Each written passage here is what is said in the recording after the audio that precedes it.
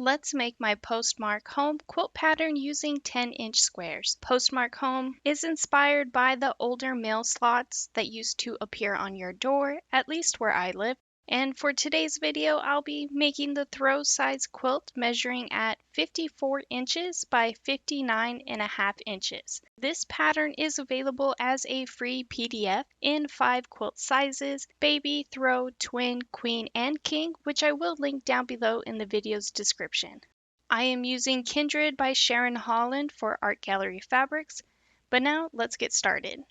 From your 10-inch squares, subcut 1 2.5 inch by 9.5 inch rectangle, 2 2.5 inch by 5 inch rectangles, and 1 5 inch by 9.5 inch rectangle. Special note, if you do cut your 10-inch squares out like so, then this pattern will also be perfect for those directional prints. Now we're ready to make our quilt blocks. Postmarked Home is made by using 2 different quilt block variations.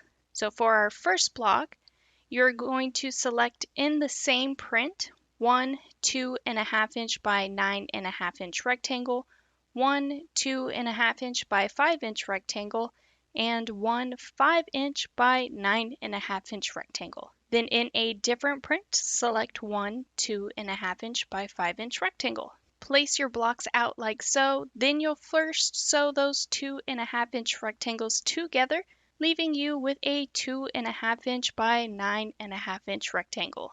Next, we'll sew the 2.5 inch strip to the top of our pieced rectangle, and lastly, the 5 inch by 9.5 inch rectangle to the bottom, leaving you with a 9.5 inch by 9 inch rectangle.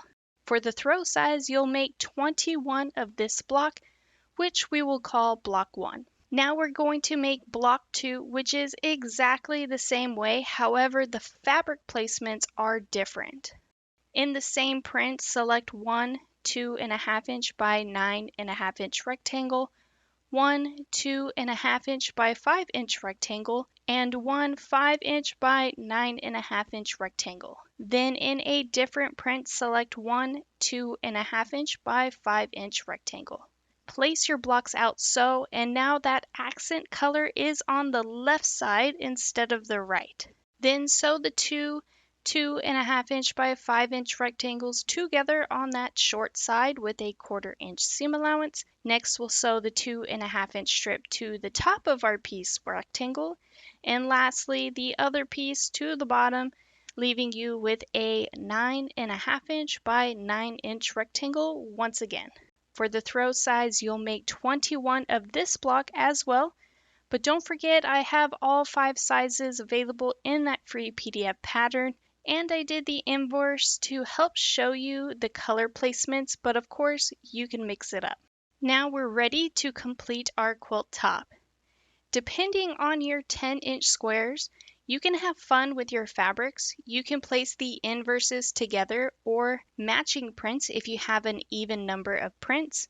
Or you can do my favorite, and that is mix it all up. If you've been following me for a while, y'all know that I really enjoy scrappy quilts. But moving forward, for the throw size, you'll lay it out in a 6x7 block layout. The odd rows, you'll place block 1 followed by block 2, alternating between the two throughout the row. Then for your even rows, you'll start with block 2, then block 1, and repeat the pattern throughout the even rows, creating that brick style layout. Then as always, sew your blocks together into rows, and lastly, sew the rows together to complete your quilt top. And here is what my quilt looks like all completed. For the backing, I am using a coordinating print from within the collection. Then for the thread choice, I am stepping out of the box and going with a bold color, and that is glide threads in the color Starlight.